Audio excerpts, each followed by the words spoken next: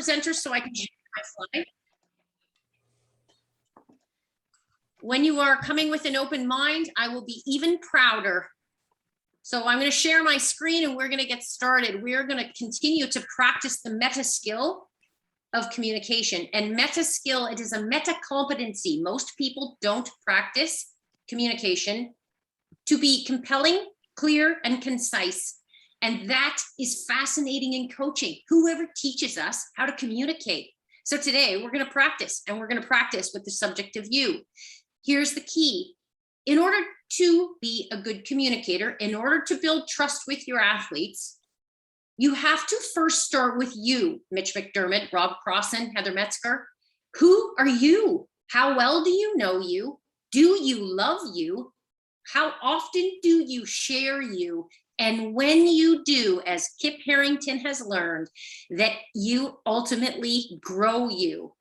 So we're going to start talking about you and practicing the meta skill or meta competency of communication by focusing on who are you. And ultimately, the work that we do and how I share this will be in the context of you, Cam, and in the context of your athletes. So how do you communicate, Dallas? And then how do you communicate with your athletes?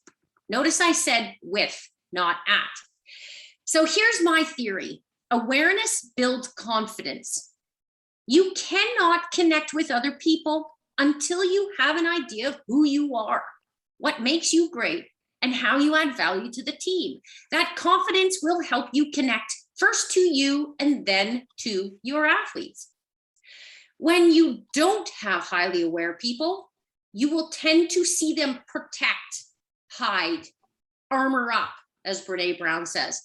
Awareness builds confidence, confidence builds connection, and connection drives performance. And this is like a Nancy Spottonism. If your athlete isn't talking, your athlete isn't reaching max performance because you're not getting all the data that you need to connect and to learn and to know. Last week, we talked a little bit about this. I obsess about primary emotions. Notice the primary emotions, 5 primary emotions, 2 are positive, 3 are negative. There's some research that will debate what the primary emotions are, but they're consistently fear, anger, and joy. So think about this in the context of you and how you communicate with you. And think about this in the context of how you communicate with your athletes and how your athletes communicate with themselves. It is our opportunity to constantly stay in joy and love. That is our opportunity. It's our opportunity as a coach, because then we build relationships and joy and love in our athletes. Have you ever seen coaches win living in anger and fear? Here's a key piece. I don't know how many of you have experienced Dr. Viktor Frankl, but he talks about choice. And I wanted to frame this out here because we have a choice which primary emotion we choose to stand in. Do you choose to stand in fear, hide behind the veil of fear? Do you choose to stand in anger? What is the upside of standing in anger? You grind your teeth to nubs and your dentist is really, really happy. But reality is you have a choice when you walk through that door. Vince Lombardi had a line across the change room or his locker room. You walk across that, you choose to be happy, you choose to participate, you choose to give everything. Everything is a choice. For me, you guys, it's about practicing a habit of staying in joy. I'm going to throw a bunch of stats at you. We talked last week about self-critical. The aggregated data of a world champion athlete in self-critical is 70%. Our Gen Z, the aggregated data that I have, and this is not normative, but it is aggregated with about 100 athletes, that the average self-critical of a Z is that they are in the 80th percentile.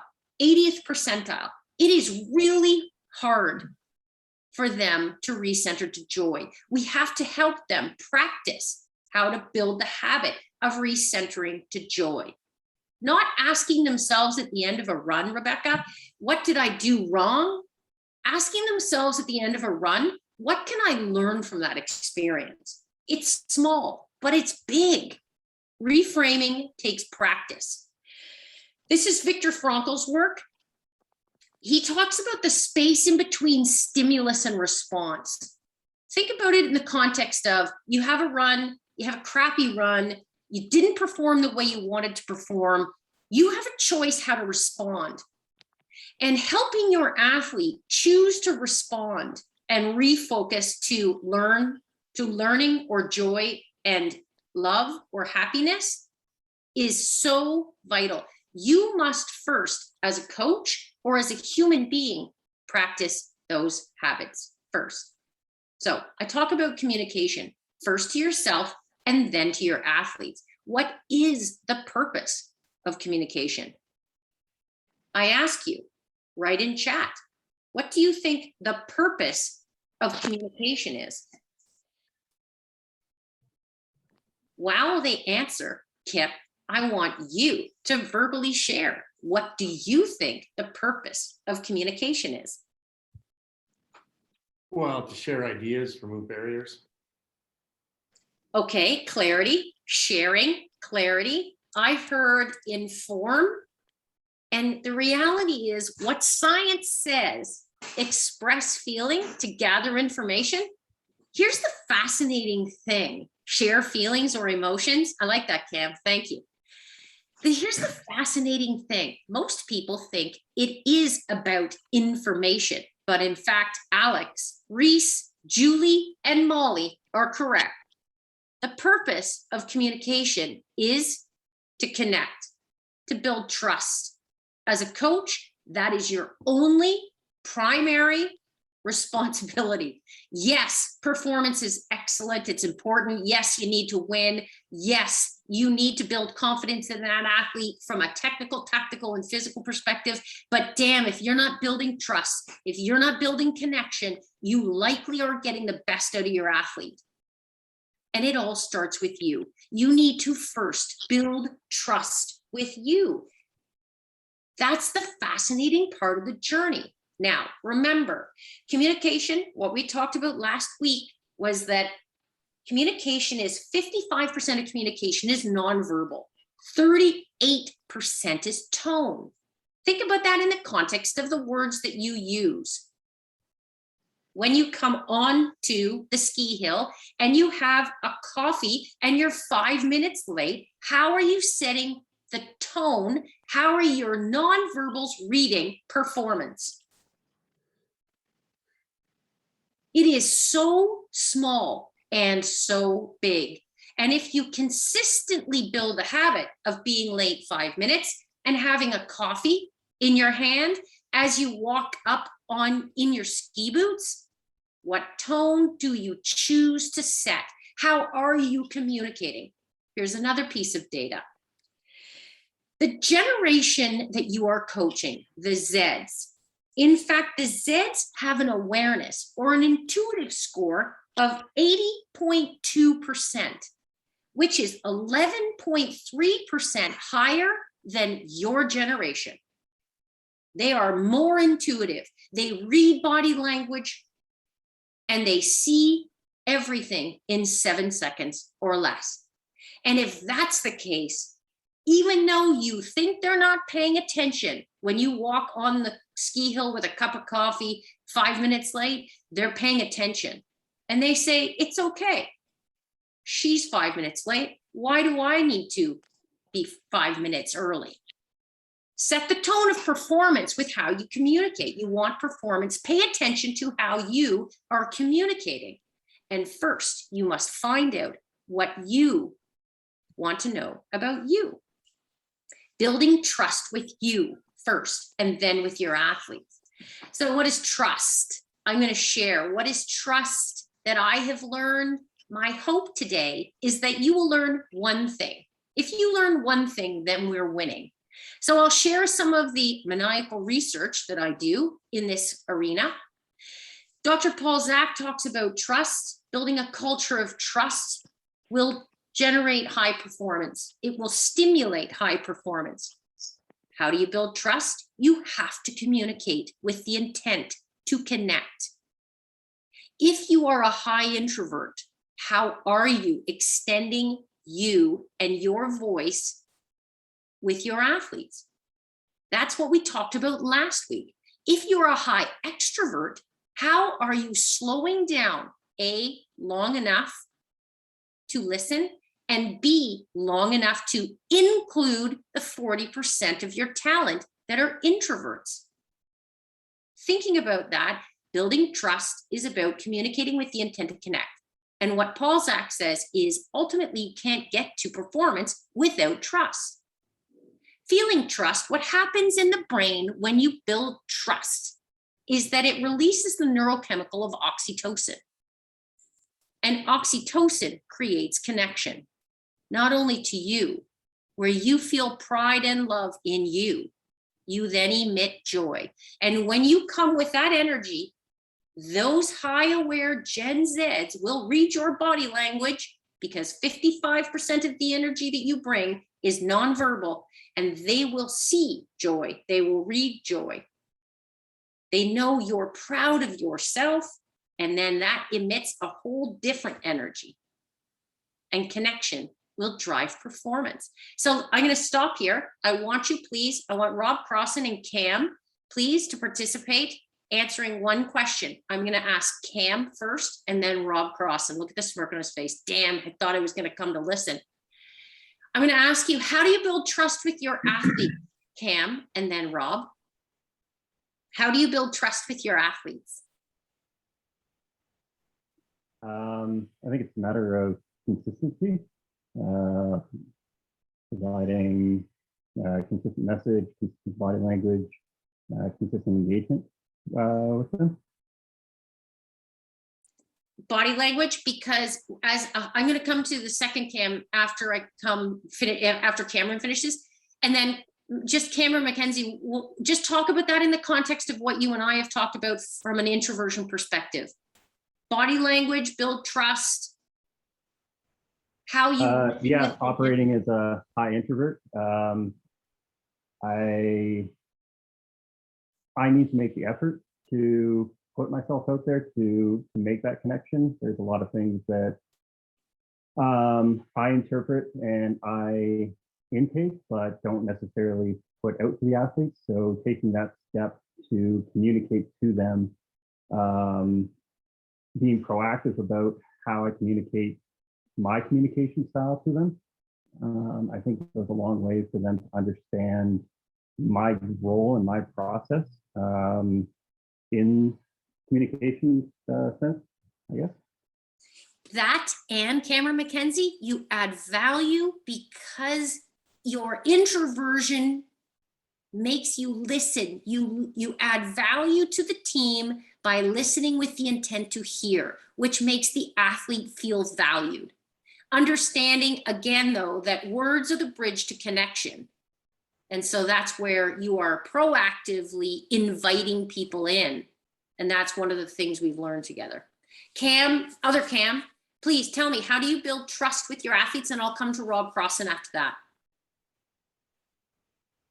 Yeah, I think it's a process. I don't think it's done overnight. And I think it's about getting to know the individual and letting them get to know you, and through that making them a part of the process. I think, as Cam said, they've got to be included. They've got to feel like they've got a major piece there, that they're a major driver of the performance.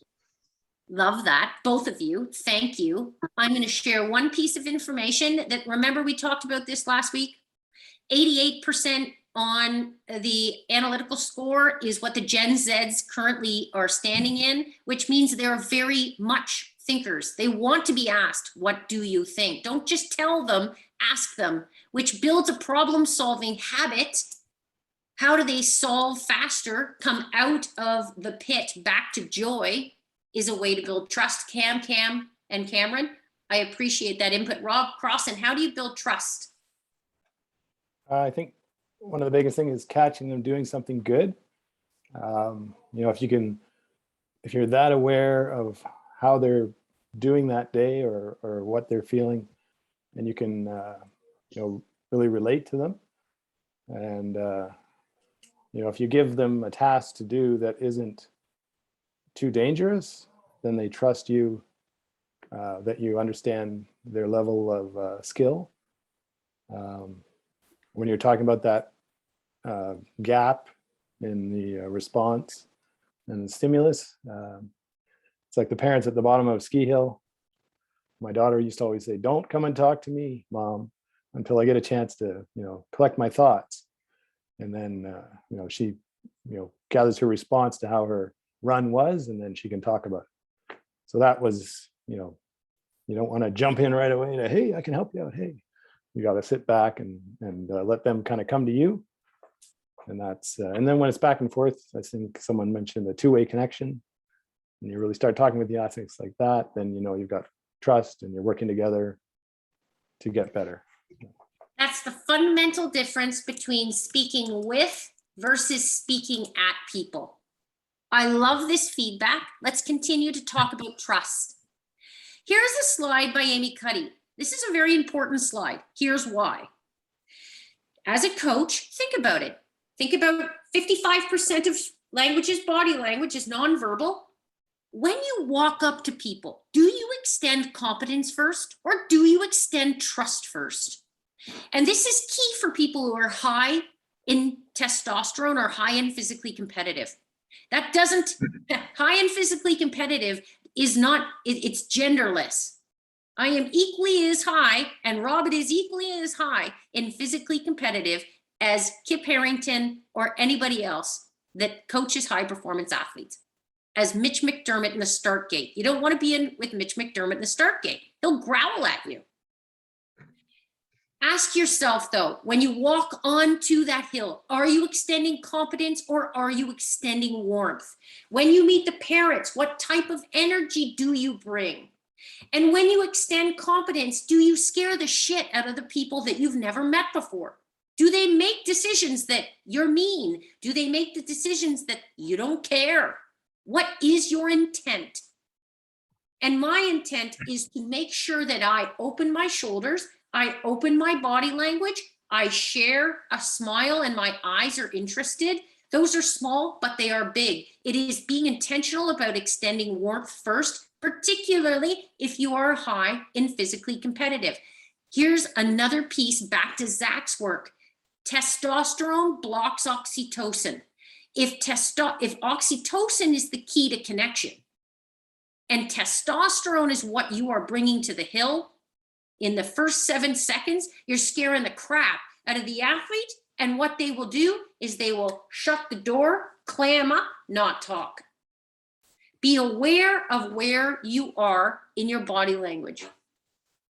And just one other geeky little story, that Google, Project Aristotle, Google conducted an analysis of 180 different teams, and they decided this. They confirmed with data that the best predictor of high performance is whether the teams trust each other. And a team is a team of an athlete and a coach. Trust is key. How do you build trust? Ask an open-ended, positive, forward-moving question. I want you to share with me some of the questions that you ask your athletes in order to build connection and trust. I want somebody to volunteer by putting their hand up, and I want others to participate in chat. What are some of the open-ended, positive, forward-moving questions that you ask your athlete in order to build trust? Cam has put his hand up. I would like you to share. What are some of the questions, Cam, that you ask your athlete to build trust? I think before you get into the athletic context, when you meet at the hill or at the gym, asking how they're doing. How is their sleep? How are they doing today? Are they excited? Are they tired? Not just in the physical realm, but in the psychological realm. How are they feeling? How are they doing? How are you doing as a person? I think it's so easy to miss that step and go right into, so we're skiing today. Okay, let me challenge you. I'm going to hold your feet to the flame there, Cam, and I appreciate you stepping up because you're brave. I respect that. And how are you doing? Is that open or closed? That's a redundant question. That's a terrible question in itself, but is it open or closed? I think it depends on how you present it. You can say, how are you doing? Or you can say, how are you doing? Good, bad. You can ask what they're looking forward to today. Tell me about your night. It's all about how you present it. But I think building that connection with athletes right off the bat is to find out how they as a person are doing before you get into the athletics is a huge part of building trust. They need to know you care. I agree. I completely agree, Cam. Congratulations. That's excellent. People care about how much you care, not how much you know. And that is very often what you will hear in a coach. They talk at you. They blast you with a whole bunch of information. In the chat, we have a whole bunch of really good questions. And again, we are here in this learning community to learn with each other. And learning what questions other coaches ask is a key. Now, communication skill number 2. Listen, I know this sounds redundant. How often do you ever hold your feet to the flame to pay attention to how much you listen versus how much you talk? We're going to talk a lot about that next week. But think about this. How often do you listen with the intent of responding versus the intent of hearing?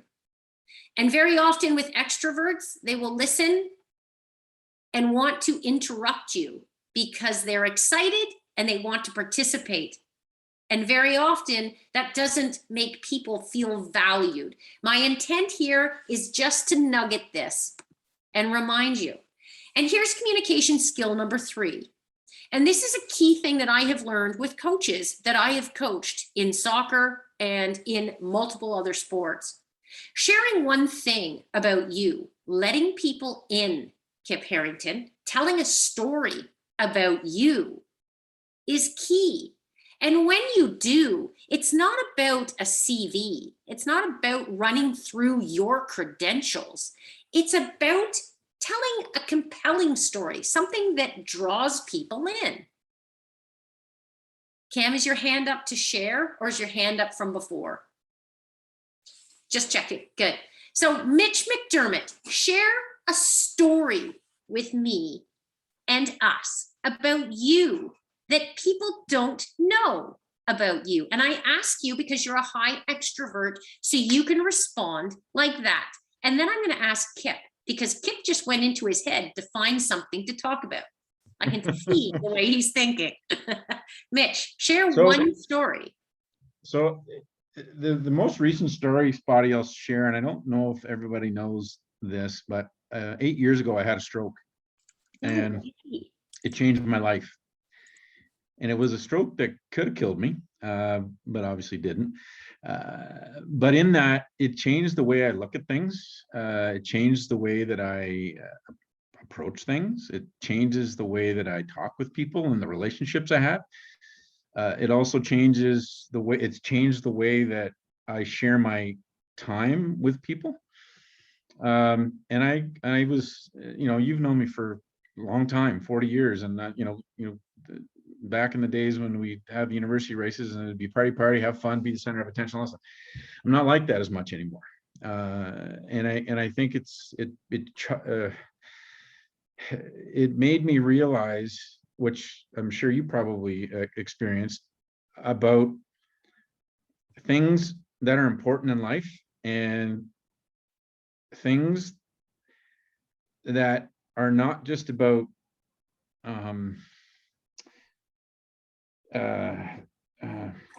just for all intents and purposes, like just for the sake, just trying to be the guy or the person. It's about how much I can impact people's lives. And I've done that with my IT business, and I'm doing it with Taylor in the sports sciences business. Yeah. And it's in my IT company, I want to help as many graduates as I can get their career started in technology. And so we use that as part of with our clients, and we deal with a lot of tier 1 clients. In the sports side of it, with Taylor and I, and trying to help kids achieve some goals and get them to the point where they can go and get a chance to ski with Cam and Kip to help, and just it's a helping thing. And my life has changed in the sense that I want to leave, when I leave this world, I want to help as many people in a positive way as I can. And whereas 15 years ago, 20 years ago, pretty selfish guy.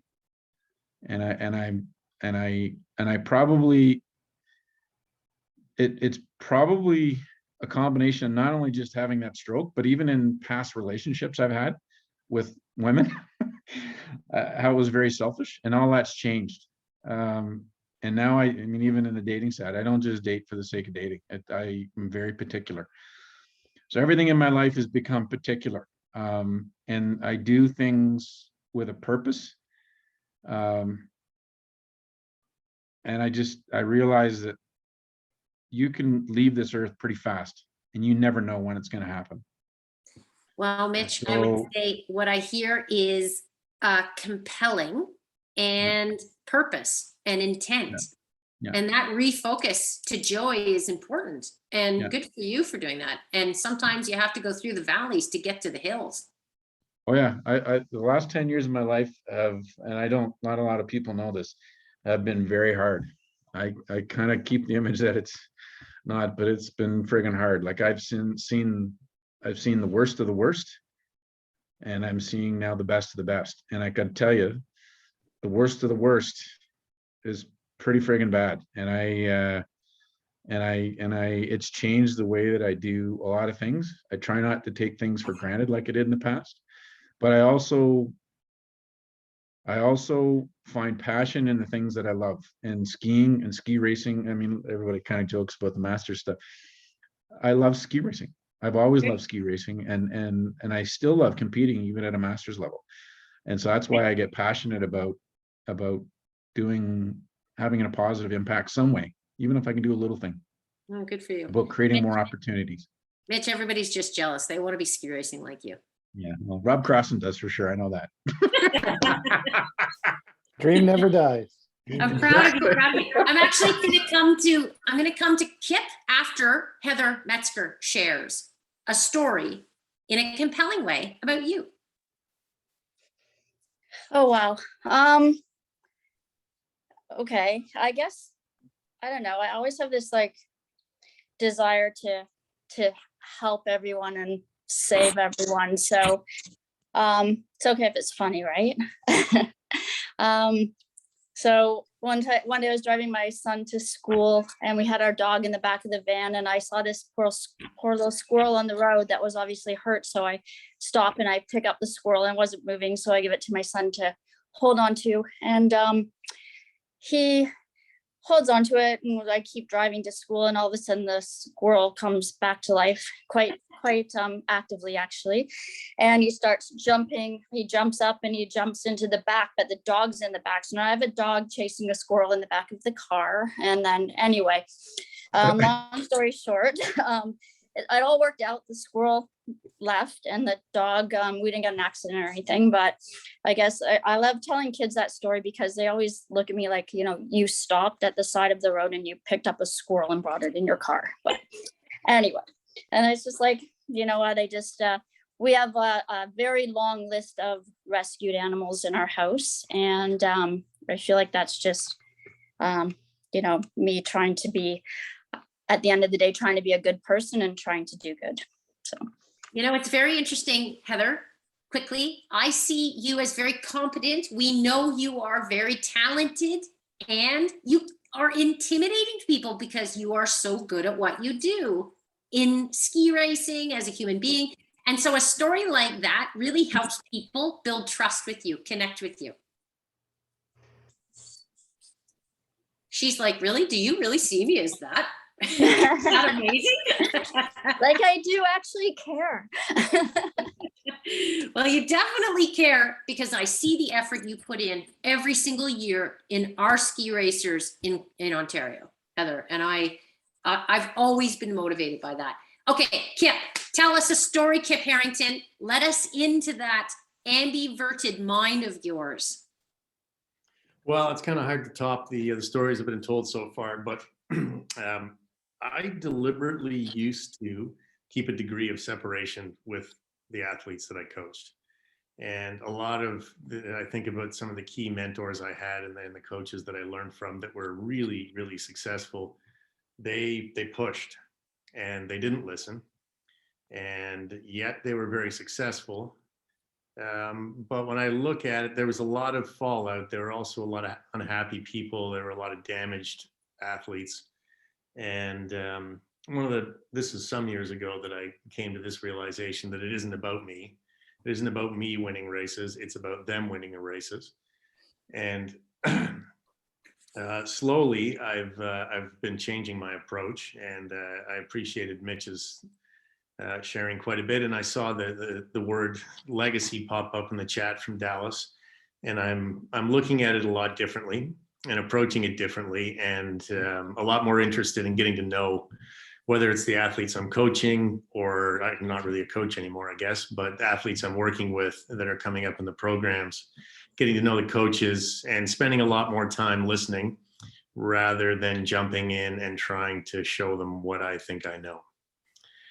Because what I've noticed, and I really mean this, I think one of the biggest things, the biggest gap we have is confidence. It's not daily training environments. It's not ski know-how. It's not coaching. It's not being on the outside ski. It's the belief that the athletes have in themselves that they can reach those levels.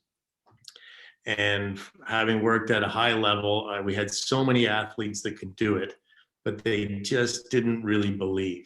And that comes with a long history of how people communicate with them and relate to them and nurture their talent. And it's hard to throw in at the last minute when they're able to be 10th in the world. So it's a longer way to the finish line to build and nurture that confidence, but critical. So that's why I really value these conversations, because it is super important for us to get to know our athletes and build, as Mitch sort of suggested, community and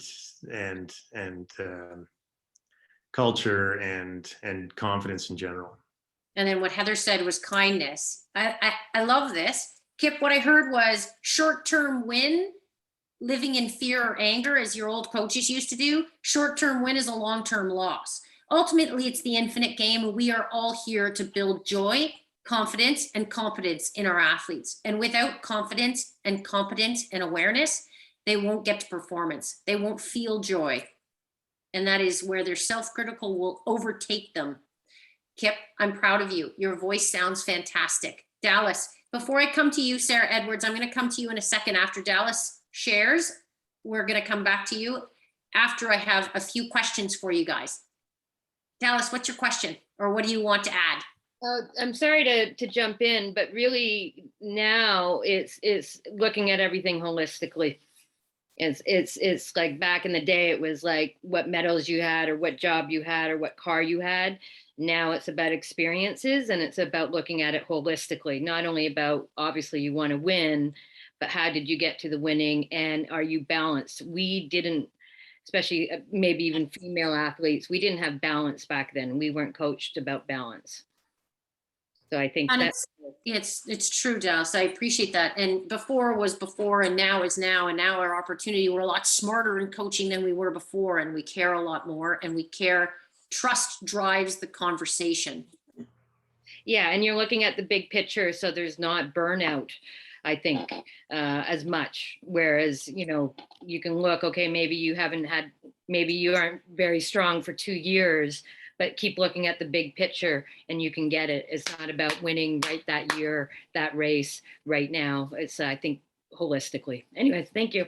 Sorry. I appreciate that. This is the era that put Nancy G on the national team at 12 years old. Okay, and then sharing you is key, because your athlete, help your athlete understand you before they misunderstand you. Remember, coming back to Gen Z and data from the Gen Z, that ultimately if they are high aware and they are high and self-critical, they will start to go inside their head. If they don't understand you, they will start to tell themselves stories. And that's when it becomes a negative, not a positive. That's when oxytocin is replaced with cortisol. And when cortisol takes over, the doors close and it's harder to build trust. So we're going to get into a whole bunch of fun things. Who are you? And we're going to talk about 2 different areas. And I want you guys to guess where you are on these scales. Do you communicate with love or logic? And we'll start with the strengths of love. I want you to listen to my words and read this information. And then I want in the chat to guess where you think you are in the love scale between 0 and 100. People who are really high in support and affection or love, their strengths are that they bring joy, hope, and optimism every day. You see it in their body language, you hear it in their tone. They are people who make people feel great. They tend to be the people who are, again, open body language, and they will extend trust first. They make people feel safe. They invite people in intentionally. And that is the strength of somebody who is high in support and affection. For somebody who is very high in the 90s, they will regularly give compliments, how proud they are of people. They will actively, proactively share that. Let me stop here by saying this. Here is the strengths. Here is the strength of somebody high in support and affection. And coming back to Gallup, remember Gallup did a study that if you are ignored, your disconnection, your lack of commitment goes down 40% if you are ignored. If you are yelled at every day, your disconnection or lack of commitment goes to 22%. So yelling is better than being ignored because they're high and self-critical. They're telling themselves stories if you're not talking with them. If you yell at them, they'll at least have some sort of connection. And if you give them 1 compliment a week, their commitment level goes up to 100%. So it's your choice. You choose how to walk through that door as a coach every day. The blind spots of the support and affection strength are this. People who are really high in support and affection and really low in logic will tend to avoid conflict or confrontation. And then their heart leads their head, and all of a sudden it spins into a little bit of worry. They start grinding their teeth. They start to overthink. It drives a little bit of anxiety. Their heart rate goes up. Physiologically, they change. And we have to teach them how to come back and recenter and focus without their heart beating fast. Now, the other side, remember, under a lot of pressure or a lot of stress, you'll see a lot of drama. They'll start to be flustery, very dramatic. And that's where the blind spot of people high in support and affection. That's a blind spot of an amazing strength. Every strength has a blind spot, and it's just about being aware of how you add value to the team and or how your athletes add value to the team that then helps you be authentic to you and helps you coach your athlete. Here's another key thing. Love is genderless. Most people say women are high in love and boys are high in logic. Not in the Gen Z. Gen Z, 17.5% higher than any other generation in this scale. I hypothesize that boys and girls are brought up in teams. Boys and girls are taught love. Therefore, they give love, they think love, and key point here, they need love. Where do you think, in the chat, where do you think you are in a scale of 0 to 100? Where are you on this scale? 0 to 100. Where are you? I am 94%. I'm 94% support and affection. Where are you, Kip? 60s. You're in the 60s, Kip. 90% Dallas, 60% Mark. Mitch McDermott's 85, loves the world. Caitlin tends to be a logical lover, somebody who will care a lot out loud when it matters. Dave Bradley is a 90% love, totally. And Jamie is 75%, which is also a very logical. Annette goes right down to 65%. Annette, 69%. People in the 60s are very often logical in how they care out loud. And that is still love.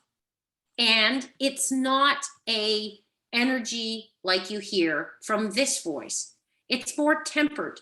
People actually think that I had my roommate's parents ask me if I was drunk. And really, nope, this is just joy. This is what love sounds like every day. Okay, let's go to logic and think about logic.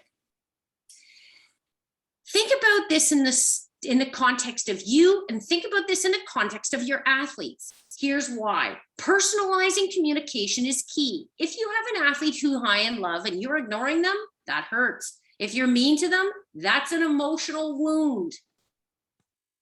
If they are high in love, they need love. And if you aren't high in love and you don't know how to compliment, it is going to affect your relationship. One compliment a day is a challenge. One compliment a day is something that we can all do better. You all think it. Now just proactively share it. Now let's go to logic. The strengths of people who are high in logic or criticism and anger is that they are exceptionally clear communicators. They are very good. Listen to how Kip communicates. Straight line from the problem to the solution. They don't get hung up on drama. Their brain is driven by their brain, not by their heart. They're able to make faster decisions, better decisions. Now, they also like to debate. They also love to confront. And under pressure, it will become sarcasm and a bit of biting wit. That's who is high. That's what somebody who is high in logic looks like and sounds like. Think about you as it relates to this scale, looking at the blind spots of this strength. People who are high in logic or criticism and anger are good at speaking very clearly. Oh, I forgot. I'll go through the blind spots myself.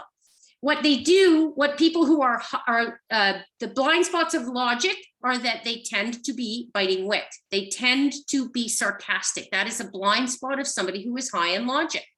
And our reality is, if you are sarcastic, to me, I don't understand the language of sarcasm. And so it's very important to understand who are you, what are your strengths, how do you add value to the team, and who are your athletes, what are their strengths, and how are you communicating intentionally with them to connect and build trust. So in the chat, where do you think you are on logic?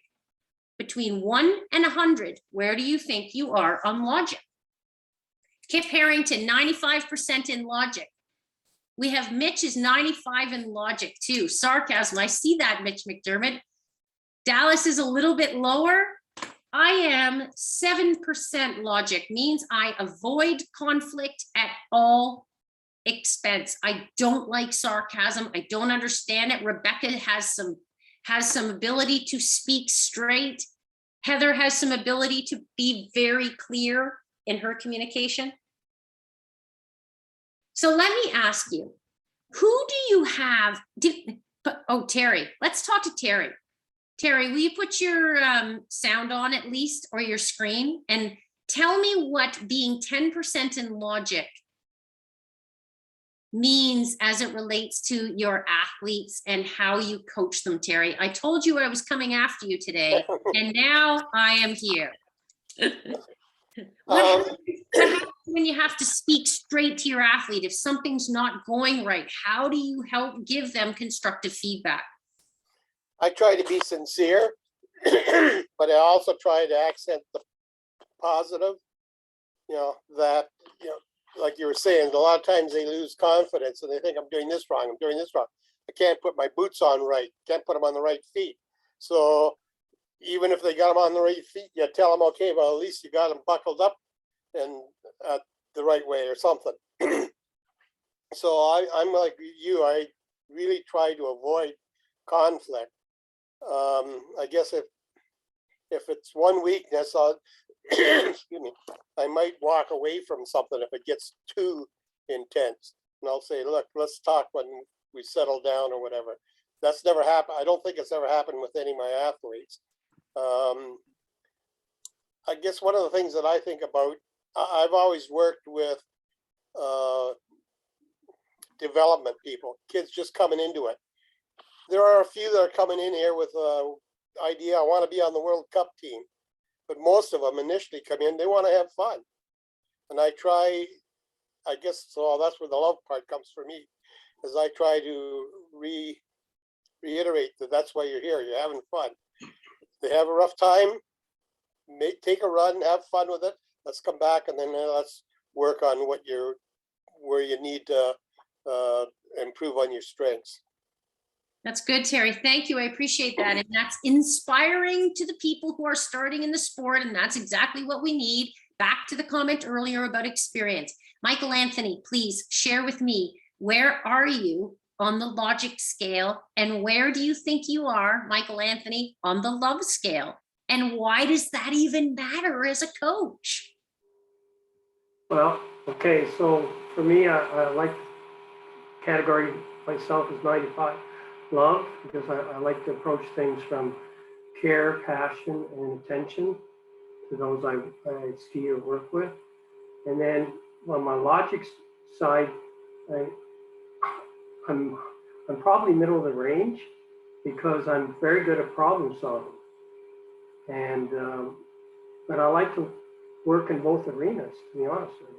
I like to exhibit both qualities, because I think if I can exhibit both styles, I'll tend to connect with more athletes, because there's different athletic styles that That's they'll gravitate. good.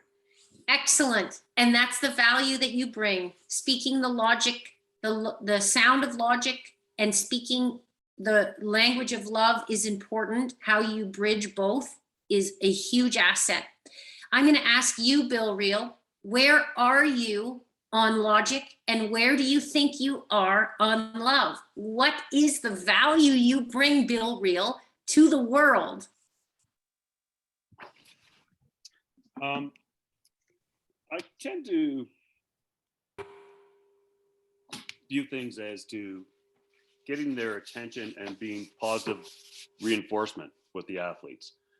And it's more about, like you're talking about, the whole journey and having fun. When you are having fun and enjoying the day, like our days can be terrible up on the mountain with bad weather, other things happening in their lives. And if you reinforce why you're out there and why we're doing this sport, it tends to ground them again and bring them back to center them.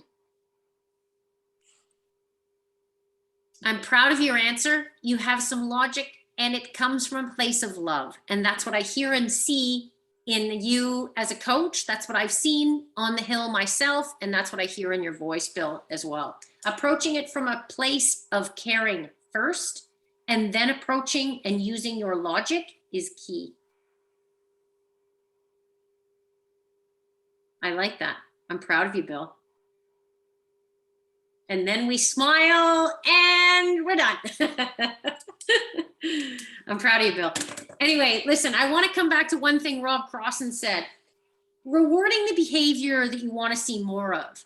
It is key that you spend time recognizing, as we as coaches have the opportunity to do, build trust by sharing stories about you, build trust by asking open-ended questions with the intent to connect, and asking questions and then listening to the answer.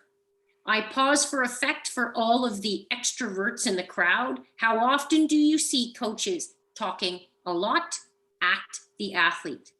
Listen with the intent to hear. Asking open-ended questions with the intent to get them to solve forward themselves. And then to Rob's point, rewarding the behavior you want to see more of is a positive, forward moving energy coming from love. Yes, logic is key, because we as coaches have to give good feedback.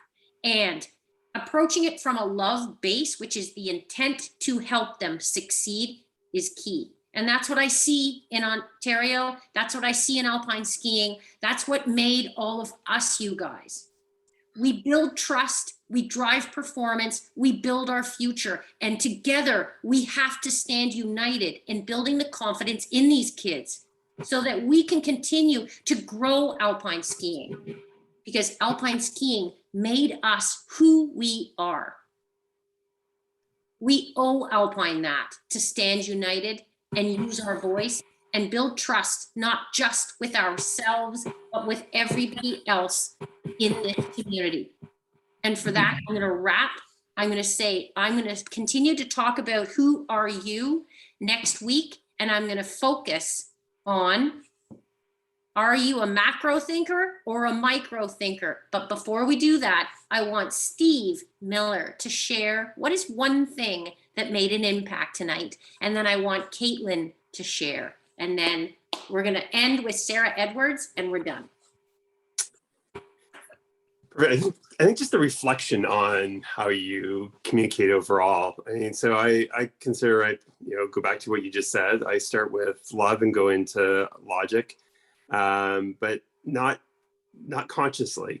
So I think when you reflect back on how you approach it and very proactively think about it when you're going into each of the scenarios, and also just reflecting back on that with not just listening to them, but actually listening to their body language as well too, and building the trust from just those types of reactions. That was the other part I was just reflecting on as we talked tonight.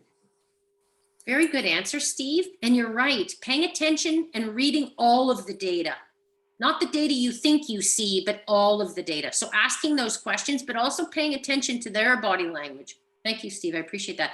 Caitlin, and then Sarah Edwards, and then we are going to wrap.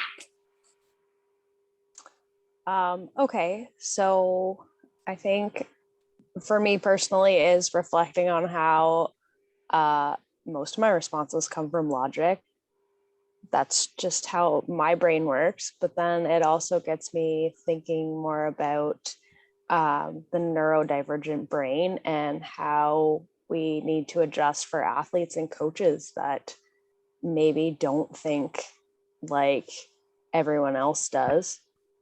And, perhaps sometimes answers just come because of how their brain works.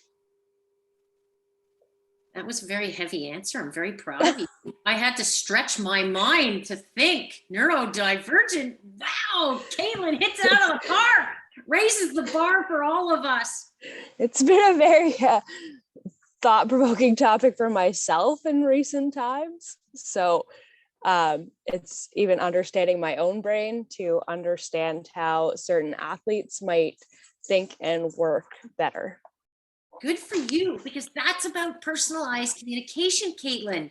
Excellent answer. All right, Sarah Edwards, hit us out of the park with a fantastic last answer. What was the one thing that made an impact tonight, Sarah Edwards? Hold on a second. Where am I going?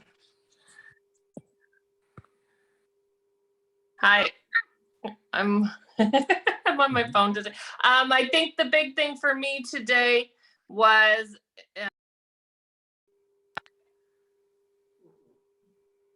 Where'd you go?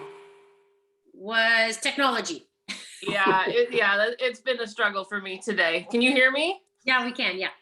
Okay. And anybody that heard me talk the other weekend at the coach conference was that this is a shared experience. And that's, creating these opportunities for shared experiences among coaches who are working with athletes and who are engaged in personal development has so much value. Listening to you tonight, I hear a lot of stuff that is part of our coach education. The words coming out tonight were the confidence, the connection, the confidence and the caring and the compassion. We all know where that comes from. And just to hear it being brought through this shared experience, along with taking our own personal reflection, the girl just said before me, to the next level, am I logical? what's my love scale, I think is just a really great way to personally reflect and then also think about how you are with your athletes. So It's good, sir. that's it for me.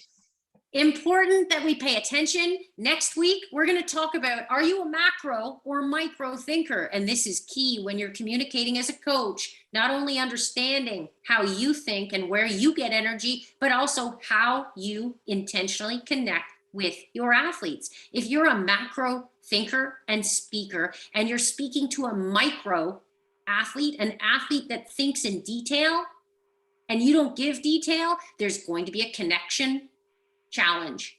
So we'll stimulate more thinking next week. Thank you for learning with me. I appreciate you. And here's the key. In order for us to continue to grow alpine ski racing in Ontario, we must stand united to learn with each other. And this experience for me is exceptional. Every single time I see the faces and names of people that I respect so much in this sport, it inspires me to lean in and try even harder to help this community grow.